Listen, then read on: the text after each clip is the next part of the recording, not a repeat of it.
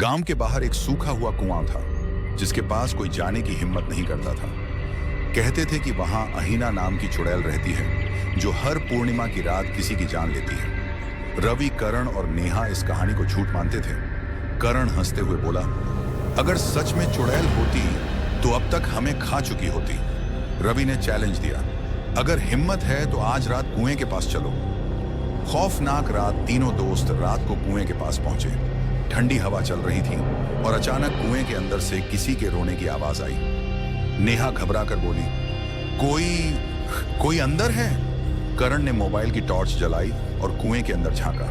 वहां एक लड़की बैठी थी, उलझे हुए बाल, सफेद कपड़े और खून से सने हाथ। अचानक लड़की ने सिर उठाया, उसकी आंखों से खून बह रहा था। अहीना की हंसी वो धीरे धीरे हंसने लगी। तुम आ ही गए, मुझे तुम्हारा इंतजार था। करण पीछे हटने लगा, लेकिन तभी उसका पैर किसी अदृश्य ताकत ने पकड़ लिया। रवि ने उसे खींचने की कोशिश की, लेकिन अहीना कुएं से बाहर आ गई। उसका मुंह अचानक 3 गुना बड़ा हो गया और उसने करण को पकड़कर कुएं में खींच लिया। करण की चीखें दूर तक गूंज उठी। डरावना अंत रवि और नेहा बदहवास होकर गांव की ओर भागे। लेकिन जैसे ही वे गांव पहुंचे, उन्होंने देखा करण पहले से वहां खड़ा था।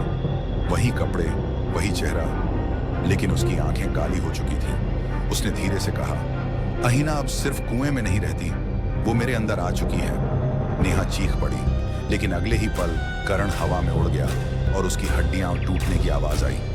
अब गांव में 2 आत्माएं भटकती हैं, अहीना और करण। जो भी इस गांव में आता है वो फिर कभी लौट कर नहीं जाता। दोस्तों, कहानी सुनने के लिए शुक्रिया। ऐसे ही नए कहानियों के लिए हमारे चैनल को सब्सक्राइब करें। मिलते हैं अगली कहानी में।